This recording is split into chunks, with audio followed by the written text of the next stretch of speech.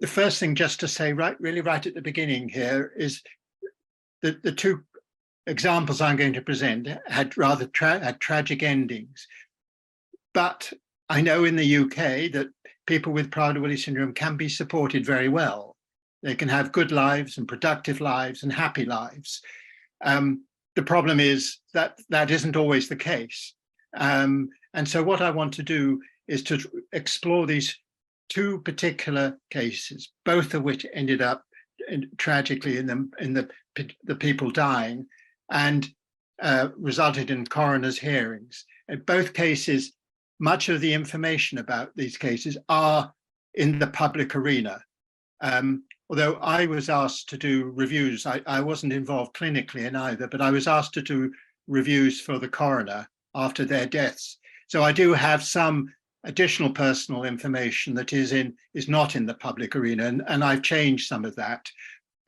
So clearly there is no chance that the people can be recognized from that point of view.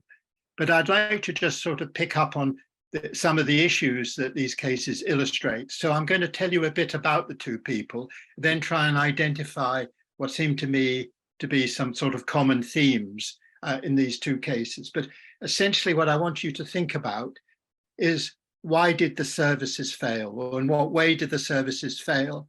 How could it have been different? Because it wasn't that there weren't any services at all.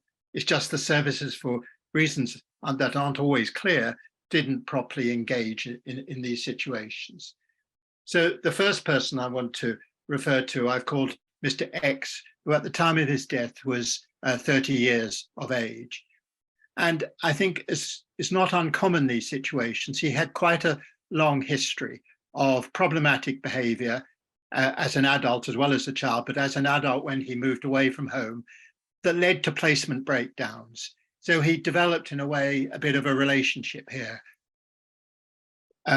He also lived in an environment, the last environment he lived in, well, not the immediate last one, but the one before he returned home for a while, was not a Prader-Willi specific environment.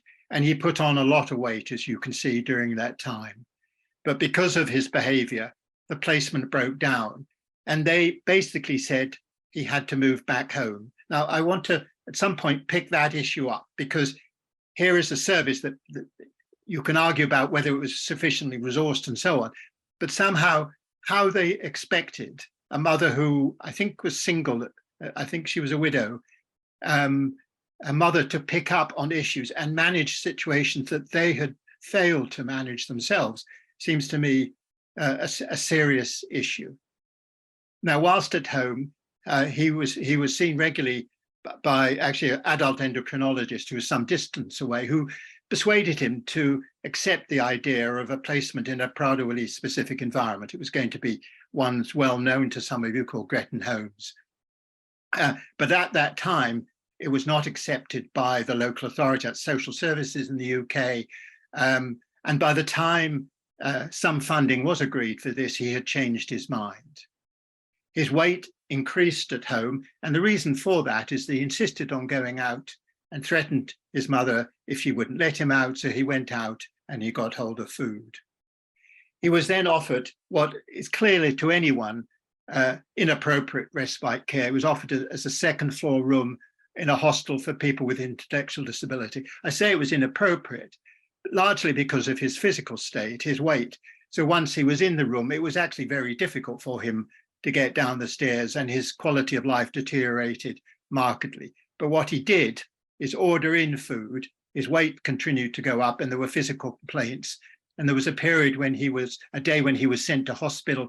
There was some concern about whether he had cellulitis in the leg because of the edema, or he might have a deep vein thrombosis. He had neither, and he was in accident and emergency for a few hours and returned home. But he refused, by and large, to attend outpatient hospital appointments. He had diabetes, he had sleep apnea, but he then had a fall down a short set of stairs, but a very serious fall, particularly given his weight, and 2 days later died in his sleep. And the cause of death was given as cardiorespiratory arrest. So that's a young adult with a tragic ending. Then there was someone I've called Mr. Y, who at the time of his death was age 13. And he was diagnosed as having Prader-Willi syndrome shortly after his birth. And early on in his life, he did reasonably well, but he started developing outbursts that became very problematic. And it's likely that that was a contributing factor to his father leaving the family home. But his mother and Y, together with 3 younger siblings, and remember that, 3 younger siblings, decided to move home. And the main reason was they moved to the next door county in the UK because they'd heard that the education for people with special needs was better in that county. But of course, that was very disruptive. And after the move, his weight increased, ongoing behavior problems, and he had to have home tuition because there was disputes about the best school for him to attend.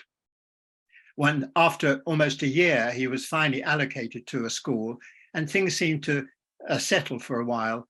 And actually, the school became an important refuge, really, both for him and for the family. But of course, COVID came along.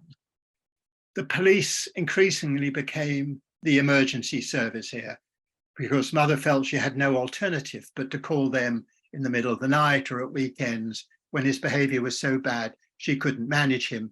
And particularly, this is why I emphasized the 3 siblings, she felt the younger siblings were at risk. She had extremely limited support from child and adolescent mental health services. And then I mentioned COVID happened. So she and her son and the siblings became, if you like, trapped at home. Although once he did get a school place, there were special provisions where people with very specific needs could be allowed back at school early with certain particular protection because of the COVID. So she did get some relief there. She had the occasional child psychiatric appointment, which was not helpful to say the least. And there were repeated referrals to the local children's disability team. And without being seen, he was turned down on each occasion because he was said that the children's disability team only see people with more severe disabilities than he had.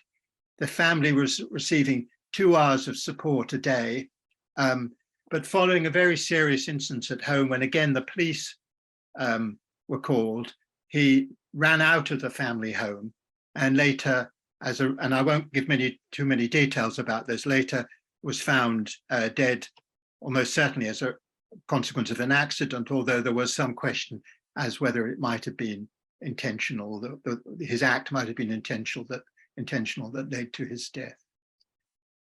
So these, I think, are both situations where services, it may be in the first case more social services or the social care service that failed him and seemed to lack any understanding of Prader-Willi syndrome. In the second case, I feel it was health services that really let the young man down. Now, these are some of the points that are both shared and perhaps more individual issues that I identified looking at the 2 reports that I wrote at the time.